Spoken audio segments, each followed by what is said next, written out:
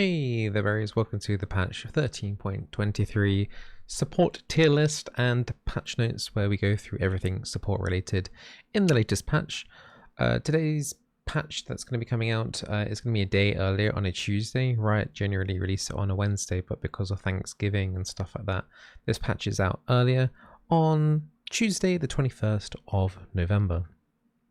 Now we've got season 14 around the corner with all the void kind of changes, and there's going to be a lot of item changes, and there's already been kind of like a support item. The support item has changed. Everyone buys a support item, and then once you've completed the item, then you get to kind of choose after that what you want. Yeah, and apparently all the mythic items have been deleted, so there won't be any more Shreddiers or Moonstone or anything like that. So do subscribe to the channel if you do want to be updated with the support changes, and you know, when next season gets released, I do loads of guides. There's going to be loads of support guides that I'm going to be making next season, since I'm pretty much going to have to redo every single champion. So that should be fun, and I hope you guys are subscribed to ready for that. Okay.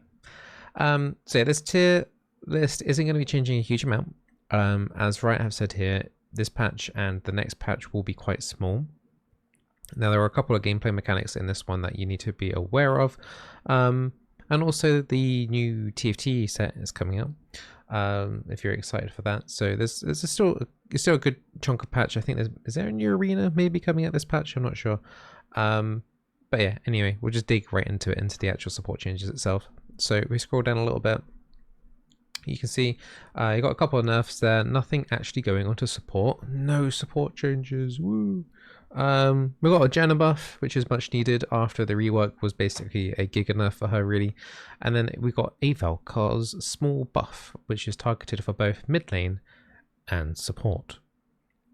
We've got a system adjustment here as well in terms of split pushing on turret gold, but we will go through that soon. And I think, is that a Blitzcrank skin? Oh, it is a Blitzcrank skin. What's it called? I need to zoom in. B Crank. And it's going to be B-Cos. And then King B-Gar. So yeah, some nice little skins there that are coming out. The Riot ID changes are also coming out this patch. So if you find out you lost your summoner name, Uwu Support Uwu or something like that, or I don't know what you guys have your summoner names of. They're probably something cringe like Seraphine is the best or something like that. You're probably going to lose that. So yeah, bear in mind, Riot IDs are coming in this patch. Let's get into some changes here. So Janna, she was honestly, she's not great. I put her in tier 2. I said in that she could easily be tier 3. Hindsight, yeah, she was low tier 3, honestly. I think there are definitely cases of her being okay against disengage, but there are some interesting buffs coming into Janna that could potentially make her stronger. So this Tailwind is a early buff. Late game it's going to fall off a little bit, but basically bonus movement speed to 30%. It's welcome. It's nice. We also have Zephyr going down in cooldown by 1 flat second, which once again gives you a little bit more early harassing. And they fixed some targeting here from center to center to edge. So basically should mean that when you're Zephyring a larger target, the hitbox is bigger, you should be able to hit those easier. So if we ever meet your mom on the Rift, we should be able to hit that from our own Nexus when she's at the enemy's Nexus. Okay, that's the kind of distance we're talking about. The big one here, though, is probably the Monsoon. So the Monsoon cooldown is going down by 20, which is quite a huge chunk there. So you get to ulti a lot more often, get to disengage a lot more often. So yeah, I think this is a very generous buff to kind of make up for the mistakes that they did with Janna before. Now, biggest problem I have with this Janna rework, revert, or whatever you want to call it, is that they tried to make her more aggressive. Now, if they're going to make her more aggressive, then really what they kind of need to do is, instead of reducing the cooldown of this, I honestly think they should have just buffed the damage, because you're still going to be negatively trading a lot of the time. It's still going to be risky. The W range hasn't been increased. it's very unlucrative to even still look to harass. So in lane, I think you're still going to have issues. The trades, even if you land that Zephyr, okay, it comes off cooldown 1 second quicker, but you're not going to want to go in anytime soon. If you need to shield yourself, that's going to cost you a lot of mana just to do a W and then a self E. If you then need to disengage from the fact that you did that poke engaged, your Q costs 90 mana, which costs about a fifth of your mana level 1. It's just not viable to actually harass on Janna. So this change here, honestly, I would rather than just increase the range of this by like 50 to 100. Rather than doing the center to center stuff, because no one is that big in lane at the start apart from like maybe I don't know, like maybe something like a Maokai. Maybe this might be a very minor buff too, but like they didn't need to do that. They just need to increase the range by like 50, like a flat 50, and start from there, honestly, just to make it so it's you can generally maybe get the W off without getting traded back onto at the very least. Or give them more damage, give W more damage, base damage, in order to actually make it worth maxing out and then poking in lane, and then okay, if you get traded back, at least you did X amount of damage to the enemy. So My God, look at this. yeah, someone subscribing on YouTube, thank you very much. Weird name. Okay, moving on. We'll go through Janna in the tier list as well to see where she actually is. Vel'Kar's one change, which is this passive damage going up base by a minute number, and then plus 10% AP ratio. It's not enough, honestly. I think it's a good start. His win rate will obviously go up a tiny bit, but honestly, it's not enough to make me go, wow, let's go play some Vel'Kar support. Woohoo! I might actually give it a go because I haven't like played him for quite some time, but he's not a very rewarding champion to learn, honestly. So yeah, it's I just trying to think what they could do to buff this champion. Like, I'm thinking a little bit more utility. You know what they could do, which they won't do. They could maybe like increase the range a tiny bit on the stun, the knock up thing on the E, so that could end up being like a little bit more of a supporty kind of crowd control mechanic thing, but I don't like it. It's not, he needs a buff, but this isn't right. And those are the two support changes.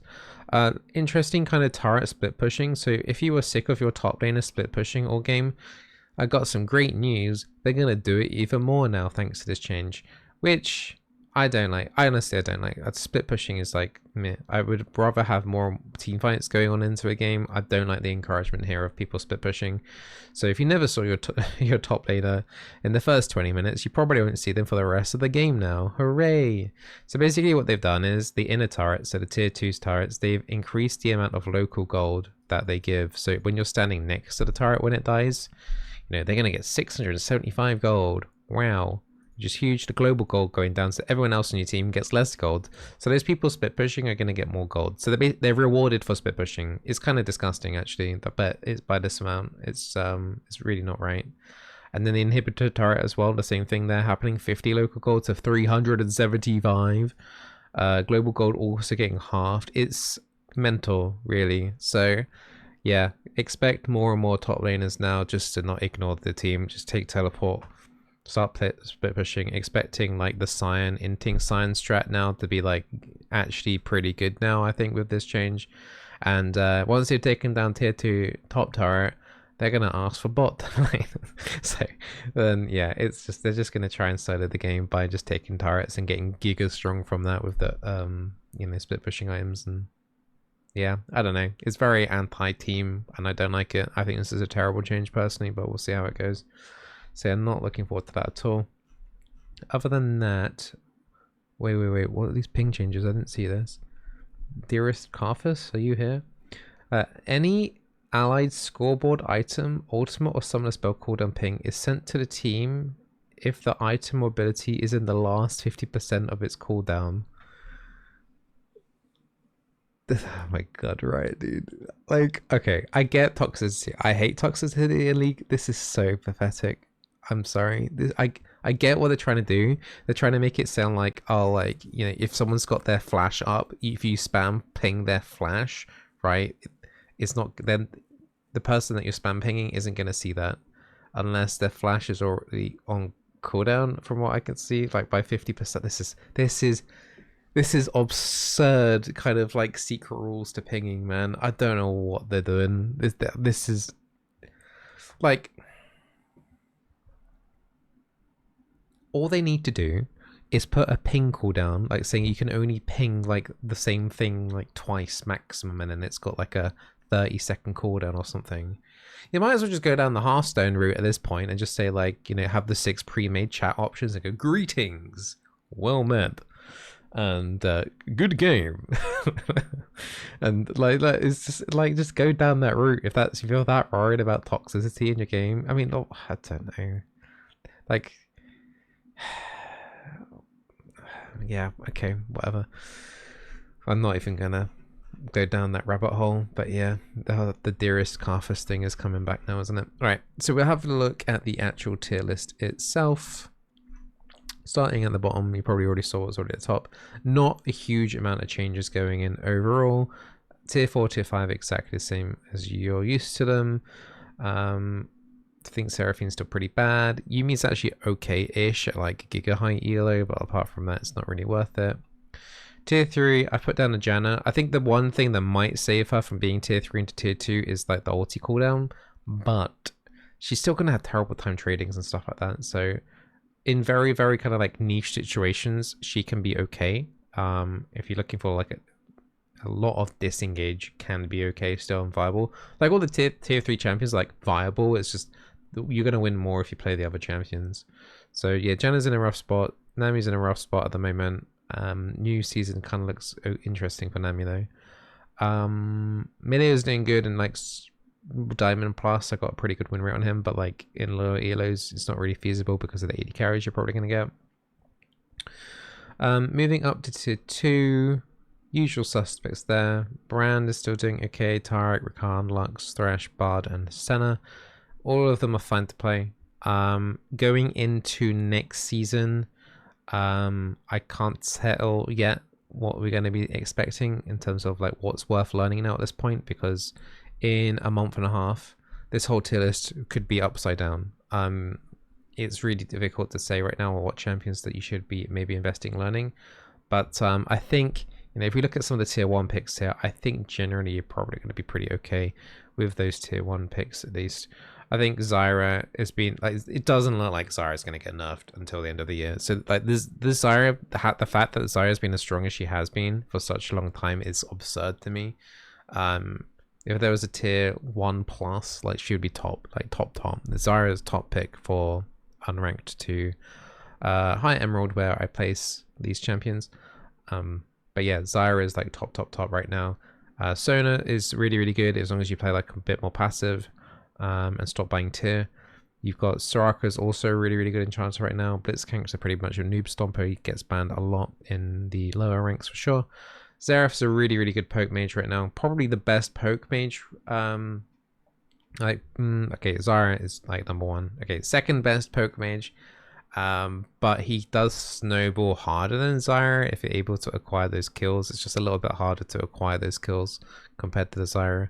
But yeah, those new support items are looking super weird. Yeah, so make sure you subscribe to the channel if you want to get fully updated. I will do guides on every single support champion, like I have done in previous seasons, to give everyone kind of an update of what the situation's like. So yeah, keep an eye out for that. I hope these tier lists help you. I hope you get the rank that you want. End of the season's really close now. You've only got about 40 days maybe ish to play League. There's only going to be one more patch after this one until season 14.1 starts. So if there's a rank that you want to get before like the end of season rewards, make sure you go for it now, because time's ticking, and the longer you leave it, the more and more inters that there seem to be showing up, and more people rage, and it gets bad. So if you want the rank, honestly, this is the patch to do it in. Like, this is like literally the last 2 weeks of fight for you to get the rank that you want. So all the best, good luck, and see you tomorrow for another League of Legends support video. Bye bye.